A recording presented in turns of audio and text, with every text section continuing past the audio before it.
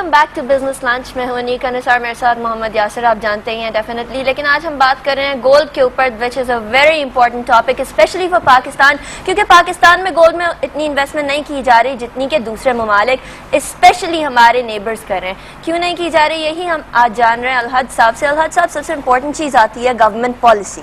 Government policy की जहाँ बात आए तो पहले हमने देखा कि मुशर्रफ के टाइम पे गवर्नमेंट पॉलिसी आर्टिफिशियल और अनआर्टिफिशियल, आर्टिफिशियल और रियल, ये हम लोगों को नहीं पता, लेकिन डॉलर 60 रुपीज पे स्टेबल था। डॉलर जब इंक्रीज हुआ तो किस तरीके से गोल्ड की प्राइसेस अफेक्ट है? देखें, वो 60 रुपीज और आज के जो डॉलर के मुताबिक 18,000 रुपए मुल्क में सोना यही बढ़ गया है। तो हमारा रुपया जो है दिन ब दिन डिवैल्यूएशन की तरफ जा रहा है। तो हमारी स्टेट बैंक को चाहिए कि हमारे रुपये को मजबूत करे और उसकी इकोनॉमी को मजबूत करे। और सबसे बड़ा कब ये आएगा परचेजिंग पावर के मुल्क के अंदर ये अंधेरा दूर हो जाए। अलहद साहब, किस तरीके से इकोनॉमी को स्टेबल करें जबकि रोज के रोज नोट छापे जा रहे थे पिछले दिनों में, फिर स्टेट बैंक ने मना कर दिया कि हम नोट नहीं छापेंगे। किस तरीके से इकोनॉमी स्टेबल की जाए? गोल्ड की बैकिंग तो कम रह जाएगी, जो नोट होंगे, पेपर करेंसी होगी, वो ज्यादा से ज्यादा होती जाएगी। इसलिए तो मुल्क में देखे ना एक आदमी के पास इतना पैसे आज के रखने की जगह नहीं है जी। और एक आदमी इतना है कि जो खुदकुशियां कर रहा है। आज वो तवाजुन मिडिल तबका भी खत्म हो गया और हुकूमत नोटें छापने से वो बात नहीं रही। जो अब पेमेंट करने के लिए नहीं है, इनके पास कोई पॉलिसी नहीं है, इनके पास कुछ नहीं है। मैं कह रहा हूँ कि आज टैक्सेस का निज़ाम का दरम वरम खर्चे ज्यादा है और वो का इनकम क्या पॉलिसी होनी चाहिए गोल्ड के? एज ए प्रेसिडेंट आप क्या बोलते हैं? गोल्ड के आवाज से मैंने कहा कि पहले तो हुकूमत अपने 10 साल पहले ये गोल्ड अपने रिजर्व अपने गोल्ड में कर लेती तो आज हमारी मईशत काफ़ी बहरहाल। फिर भी अभी मैंने कहा कि इंपोर्ट और एक्सपोर्ट के हवाले से, जैसे एक्सपोर्ट हमारी जो जूली की दे रहे हैं तो फाइन टीटी बार की भी दे, उसमें 180 दिनों में वापिस इंपोर्ट करना पड़ता है। तो इंपोर्ट से वो जो हमारा 5 किलो अगर माल जाता है तो 5 किलो हम माल हमारा आ भी जाता है। तो हम इंटरनेशनल मार्केट में जो जूली चल रही है उसमें 5 किलो हमें इजाजत भी दी जाए ताकि हम देखें कि दुनिया में क्या चल रहा है और इससे हम कम कीमत बना के और अच्छा बना के दे सकते हैं। अच्छा हाजी साहब, एक बड़ी इंपॉर्टेंट चीज़ यहाँ पर मैं आपसे पूछना चाहूँगा कि हम इस्लामी माशरे की बात करते हैं या उसके अगर कल्चर की बात करते हैं तो हम देखते थे कि पहले सोने और चांदी के सिक्के हुआ करते थे जिनके ज़रिए लेन देन हुआ करता था, कारोबार चला करता था। ताजिर बरादरी के साथ मिलकर कोई इस तरह का आप वो बना सकते हैं कोई प्लान कि जिसमें सोने चांदी के सिक्के, क्योंकि अगर वो मार्केट में आ जाएंगे और अगर तिजारत उसमें शुरू हो जाएगी तो आप नहीं समझते कि फिर जब एक चीज़ का कल्चर जब डेवलप हो जाता है या वो बन जाता है तो ऑटोमेटिकली उसकी मांग में इजाफा होगा और फिर उसकी खपत भी बढ़ जाएगी।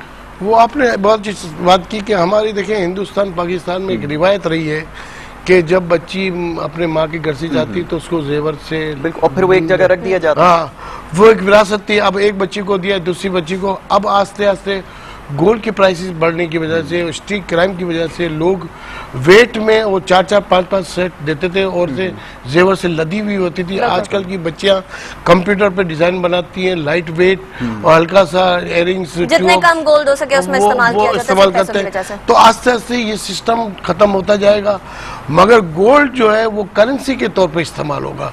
जैसे आज हमारे मुल्क के अंदर करेंसी के अलावा अगर आप मेरे पास वो है बॉन्ड है 25,000 वाली गड्डी में दे रहा हूँ आपको तो वो कम एकदम है, तो वो करेंसी के तौर पे इस्तेमाल। अच्छा अलहद साहब, यहाँ एक और बात आती है कि जो गोल्ड की करेंसी या गोल्ड की करेंसी की अभी जैसा यासिर ने भी बात की है तो हमारे इस्लाम में भी है कि दिरहम और दिनार कयामत तक रहेगा, ता कयामत रहेगा।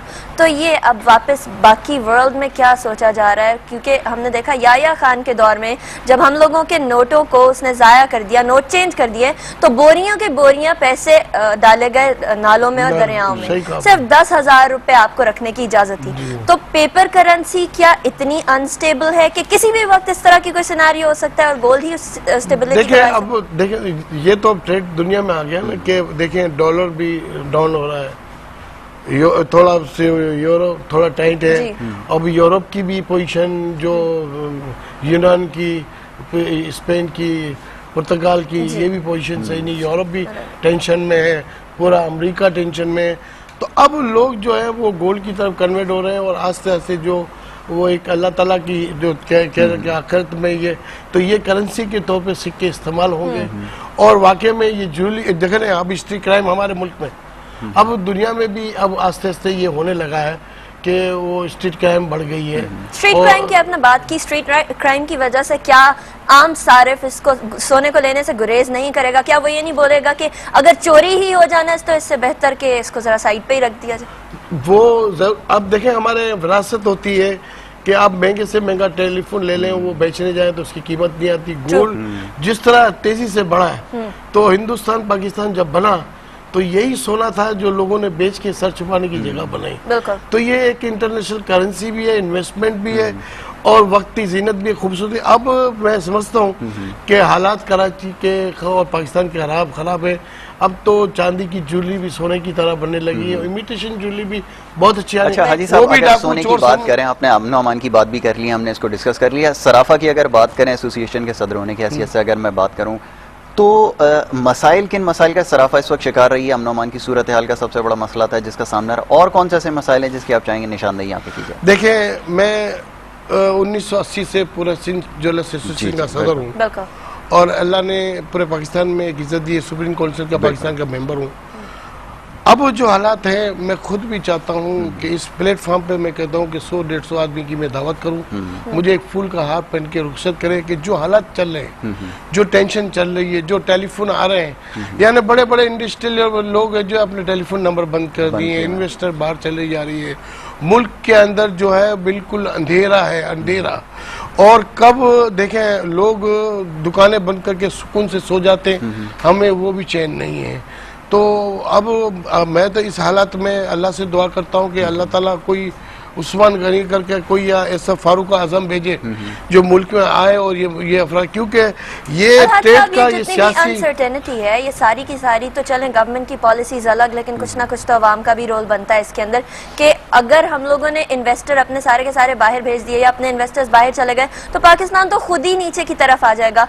गोल्ड के एसोसिएशन की सिंध सारिफ एसोसिएशन एंड ज्वेलर एसोसिएशन की सदर होने की हैसियत से आप एक इन्वेस्टर को क्या मैसेज देना चाहेंगे कि क्या वो पाकिस्तान छोड़ के भाग जाए, क्या वो दुम दबा के भाग जाए या हिम्मत करे और यहाँ नहीं? इन्वेस्टमेंट करे? देखें, हमारा जीना मरना इस पाकिस्तान से है, नो डाउट, समझे। और हम समझते हैं कि पाकिस्तान का कराची हब है, 86% रेवेन्यू देने वाला हब है। वो बाहर की कुव्वतें हैं जो इसमें इंडिया भी है, अमेरिका भी है और इजराइल भी है, वो डिस्टेबलाइज करना चाह रहे हैं। पहले दीगर ममालिक में बम ब्लास्ट वगैरह किए, अब वो कराची को बहरान में लाना चाहते हैं कि कराची की इन्वेस्टमेंट चली जाए। मगर अल्लाह का शुक्र है, अल्लाह का करम है कि पाकिस्तान को अल्लाह ताला ने बड़ी नेमतों से नवाजा है। अगर ये 6 महीने भी हालात बेहतर आ गए ना, तो ये 6 साल की जो पिछली दूरियां है ना, वो दूर हो जाएंगी। तो मैं अपने लोगों को कहूँगा कि अल्लाह के जज से उम्मीद करें, अल्लाह से दुआ करें और ये हमारा मुल्क है, हिम्मत करें। इस जैसा मुल्क आपको कहीं नहीं मिलेगा। देखिए, एक फकीर भी है, वो कहता है कि मैं बड़े का गोश्त नहीं खाऊंगा, छोटे का खाऊंगा, मुझे बीपी है, तो उसको भी अल्लाह देता है। तो ये इतना बड़ा अल्लाह की नेमत है इस मुल्क में। अच्छा अलहद साहब, यहाँ आती है बात गोल्ड की क्वालिटी की। कहीं हम सुनते हैं 24 कैरेट गोल्ड है, कहीं हम सुनते हैं 12 कैरेट गोल्ड है, वहाँ यूरोप वगैरह में 15 कैरेट गोल्ड भी यूज होता है। ये कैरेट है क्या, किस तरीके से रिकग्नाइज किया जाए और किस तरीके से? देखिए, आपने बहुत अच्छी बात की। मैंने पहले ही ये कहा था कि हमारे यहाँ सलीमुल्लाह कलीमुल्लाह 2 आदमी ने जो खेल रहे हैं। आज हमारी एक्सपोर्ट दुनिया में बढ़ी हुई है, पिछले साल के मुकाबले दुगनी है। हमारे यहाँ हॉल मार्किंग नहीं है, दुनिया में हॉल मार्किंग है। अब जब आप यूरोप में भेजेंगे, अमेरिका भेजेंगे, दुबई भेजेंगे, वहाँ हॉल मार्किंग लगेगी।